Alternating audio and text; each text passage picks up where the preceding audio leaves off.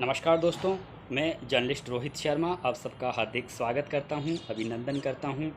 बिहार में नीतीश कुमार एनडीए से नाता तोड़ चुके हैं। राष्ट्रीय जनता दल अपने पुराने मित्र से हाथ मिलाकर वे 8वीं बार बिहार के मुख्यमंत्री बने हैं। तेजस्वी यादव डिप्टी सीएम बने हैं और अभी हाल ही में उन्होंने जो मंत्रिमंडल का गठन किया है उसमें सभी जातियों का समावेश किया है। कहने का मतलब 2024 के लोकसभा चुनाव को ध्यान में रखते हुए सभी जातियों का समर्थन और विश्वास हासिल करने के लिए जिस तरह का मंत्रिमंडल नीतीश कुमार ने बनाया है वह एक तरीके से पूरी तरह से ऐसा ही दिख रहा है कि वे अभी से उन्होंने एक तरीके से लोकसभा चुनाव की तैयारियां शुरू कर दी है। नरेंद्र मोदी की जनाधार और उनकी लोकप्रियता को बिहार में कम से कम रोकने के लिए वे अभी से पूरी ताकत से जुट गए हैं। मैं यहाँ पर जो एक बड़ी बात आपको बताने जा रहा हूँ कि तेजस्वी यादव और नीतीश कुमार ये दोनों ही नेता आगामी लोकसभा चुनाव को बिहार में कम से कम जातिगत रूप देने का पूरा प्रयास करेंगे। वे दोनों ही नेता ये जानते हैं कि नरेंद्र मोदी को अब सिर्फ जातिगत आधार पर ही टक्कर दी जा सकती है, जातिगत आधार पर ही चुनाव लड़कर या चुनाव को जातिगत रंग देकर ही बिहार में नरेंद्र मोदी की लोकप्रियता को और उनके जनाधार को रोका जा सकता है। आप सबको पता है कि जातिगत मतगणना को लेकर तेजस्वी यादव और नीतीश कुमार दिल्ली तक गए थे कुछ महीने पहले। जब नीतीश कुमार एनडीए के साथ में थे उस समय तेजस्वी यादव भी जातिगत मतगणना की मांग को लेकर दिल्ली गए थे और इन दोनों ही नेताओं को एक साथ देखा गया था। जातिगत मतगणना की डिमांड जिस तरह से इन्होंने पुरजोर तरीके से दिल्ली में उठाई और केंद्र सरकार पर दबाव बनाया तो उसके पीछे मंशा यही थी कि वे चुनावों को पूरी तरह से जातिगत रूप देने का सपना सजे हुए हैं। जो राजनीतिक समीकरण इस समय हिंदुस्तान में बने हुए हैं, जिस तरह की लोकप्रियता नरेंद्र मोदी की जो लोकप्रियता है वो दिनों दिन बढ़ती जा रही है, उस लोकप्रियता को उस जनाधार को रोकने के लिए अब तेजस्वी यादव और नीतीश कुमार जातिगत को ढाल बनाकर ही वे इस मुकाबले को जीतने की तैयारी में जुटे हुए हैं। वे जानते हैं कि बिहार में एक तरीके से साक्षरता का प्रतिशत कम है और बिहार के जो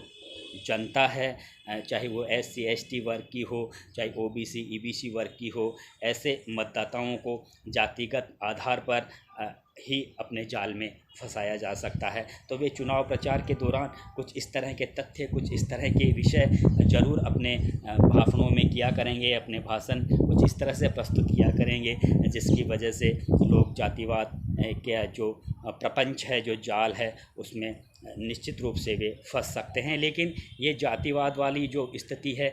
इन दोनों नेताओं की, ये उसी समय ज़्यादा कामयाब हो सकती है जब नीतीश कुमार को विपक्ष की ओर से अगर प्रधानमंत्री पद के रूप में वहाँ पर प्रस्तुत कर दिया जाता है तो निश्चित रूप से वहाँ पर उस समय नरेंद्र मोदी के रास्ते बिहार में काफ़ी कठिन हो सकते हैं। क्योंकि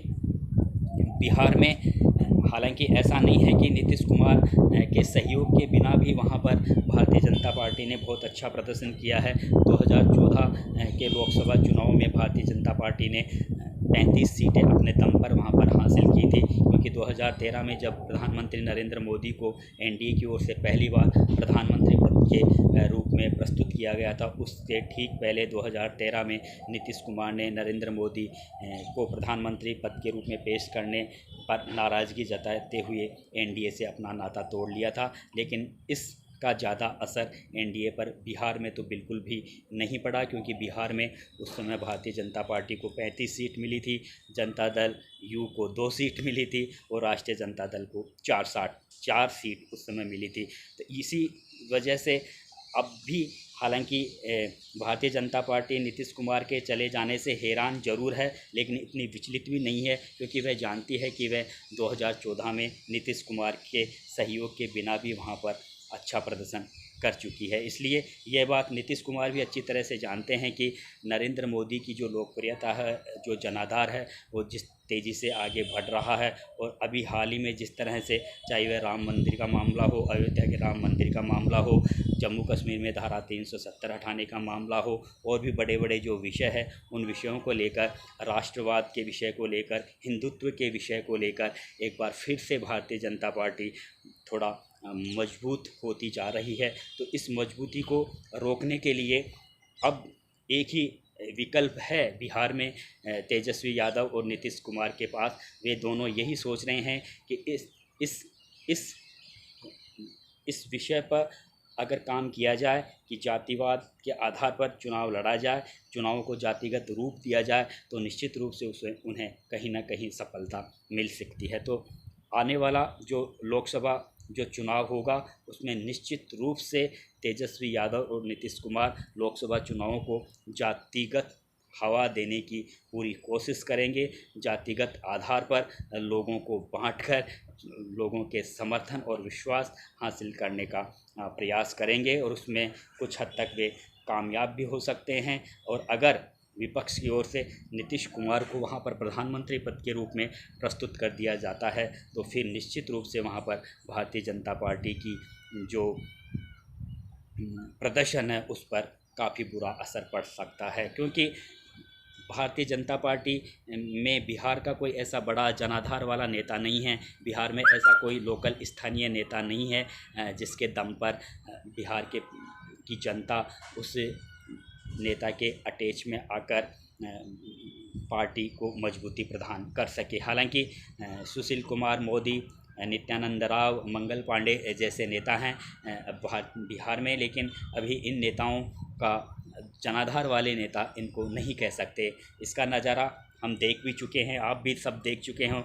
जब नीतीश कुमार ने एनडीए से नाता तोड़ा था और उन्होंने राष्ट्रीय जनता दल से हाथ मिलाकर वहां पर सरकार बनाई थी, उसके खिलाफ जब एनडीए की ओर से पूरे बिहार में प्रदर्शन किए गए तो उन प्रदर्शन में ज़्यादा लोग नहीं आए। कहने का मतलब अगर वहाँ पर भारतीय जनता पार्टी के अगर नेता ताकतवर होते, अपनी पहचान, अपना जनाधार रखते, तो वह प्रदर्शन काफ़ी ताकतवर होता पूरे बिहार में। लेकिन प्रदर्शन बिल्कुल लचर रहा, जिससे देखा जा सकता है कि बिहार में भारतीय जनता पार्टी का कोई मजबूत लोकल नेता नहीं है। जो वोट हासिल होते हैं लोकसभा चुनावों में वह सिर्फ प्रधानमंत्री नरेंद्र मोदी के चेहरे के आधार पर ही वहां पर वोट मिलते हैं। यह बात नीतीश कुमार भी अच्छी तरह से जानते हैं और तेजस्वी यादव भी अच्छी तरह से जानते हैं। इसलिए अब तेजस्वी यादव और नीतीश कुमार की प्लानिंग यही है कि लोकसभा चुनावों को पूरी तरह से जातिगत रंग दिया जाए, जातिगत हवा दी जाए और एक वहाँ पर ऐसा माहौल बना दिया जाए जिसकी वजह से प्रधानमंत्री नरेंद्र मोदी का जादू वहाँ पर नहीं चल सके और एनडीए का प्रदर्शन वहाँ पर थोड़ा कमज़ोर हो सके। अब ये आने वाला समय ही बताएगा कि वहाँ पर एनडीए किस तरह से नीतीश कुमार और तेजस्वी यादव की इस नई प्लानिंग का वहाँ पर टक्कर लेते हैं, किस तरह से वे इस नई प्लानिंग का तोड़ ढूंढ पाते हैं। फ़िलहाल ओबीसी और ईबीसी की जो वहाँ पर मतदाता हैं वे ओबीसी और ईबीसी के 48 से 50% वहाँ पर मतदाता हैं और ओबीसी वर्ग में प्रधानमंत्री नरेंद्र मोदी की लोकप्रियता 6-7 साल में पूरे देश भर में ही बढ़ी है। ईबीसी वर्ग में नीतीश कुमार की काफ़ी अच्छी पकड़ है। इसके अलावा दलित और महादलित वर्ग में भी नीतीश कुमार की बहुत अच्छी पकड़ है। उधर राष्ट्रीय जनता दल की पकड़ यादव समाज के वोटरों पर और मुस्लिम समाज के वोटरों पर राष्ट्रीय जनता दल की अच्छी पकड़ है। तो कुल मिलाकर अब तेजस्वी और नीतीश कुमार की प्लानिंग यही रहेगी कि जिस तरह से राष्ट्रीय जनता दल की पकड़ यादव वोटों पर है, मुस्लिम वोटरों पर है, उधर नीतीश कुमार की पकड़ ईबीसी वर्ग के वोटरों पर है और जो दलित और महादलित वोटरों की पकड़ पर है। तो ये एक तरीके से पूरी तरह से सामूहिक प्रयास करते हुए पूरी 40 सीटों पर लोकसभा चुनावों को एक तरीके से जातिगत रूप देते हुए ये दोनों नेता इस तरह से अपना चुनाव प्रचार करेंगे ताकि जो वहाँ के वोटर हैं वे जातिगत प्रपंच के जाल में फंसकर रह जाए और इन तेजस्वी यादव और नीतीश कुमार की जो नई प्लानिंग है उसको साकार करने में कहीं ना कहीं वे अपना समर्थन भी इन दोनों नेताओं को दे। ऐसी संभावनाएं हैं और ऐसा हो भी सकता है क्योंकि बिहार में जो जातिगत आधार के जो चुनाव होते हैं वहाँ पर जो जातिगत संघर्ष होते हैं, वहाँ पर जो जातिगत जो आपस में लड़ाइयाँ होती रही हैं, तो वो एक तरीके से कह सकते हैं कि बिहार अभी जातिवाद और जातिगत आधार की राजनीति से पूरी तरह से उभर नहीं पाया है। हालांकि जातिगत राजनीति और जातिवाद का जो जहर है वह सभी स्टेटों में है। राजनीतिक पार्टियां भी सभी स्टेटों में जातिगत आधार पर ही टिकटों का बंटवारा करती है, लेकिन बिहार में बहुत ज़्यादा जातिगत आधार पर चुनाव लड़ते जाते रहे हैं। जातिगत आधार पर ही वहाँ पर टिकटों का बंटवारा होता है और वहाँ के जो लोग भी हैं, वहाँ के जो मतदाता हैं, वे भी कहीं ना कहीं जातिवाद के जहर में अभी घुले हुए हैं। अभी वे भले ही हम 21वीं सदी के भारत में जी रहे हों, लेकिन अभी बिहार में वो जातिवाद वाली स्थिति चरम सीमा पर है और इसके लिए पूरी तरह से वहाँ के जो राजनेता है, वहाँ की जो राजनीतिक पार्टियां हैं, वही जिम्मेवार हैं। और आगामी लोकसभा चुनाव में भी यही होने वाला है, क्योंकि वे जानते हैं कि नरेंद्र मोदी की लोकप्रियता को, उनके जनाधार को जातिगत आधार पर ही वहाँ पर रोका जा सकता है। जातिगत आधार पर भी वहाँ पर लोगों को आपस में बांटकर और भड़काकर एक तरीके से लोगों को अपने पक्ष में किया जा सकता है। अब ये आने वाला समय ही बताएगा कि वहाँ पर तेजस्वी यादव और नीतीश कुमार अपने प्लानिंग में कहाँ तक कामयाब हो सकते हैं। लेकिन एक बात ज़रूर है, अगर विपक्ष की ओर से नीतीश कुमार को प्रधानमंत्री पद के रूप में प्रस्तुत कर दिया जाता है तो निश्चित रूप से वहाँ पर जो जातिवाद वाला इन दोनों तेजस्वी यादव और नीतीश कुमार की जो प्लानिंग है जातिगत आधार पर चुनावों को रंग देने की, वह पूरी तरह से कामयाब होगी और एनडीए का प्रदर्शन वहाँ पर काफ़ी प्रभावित हो सकता है। नमस्कार दोस्तों।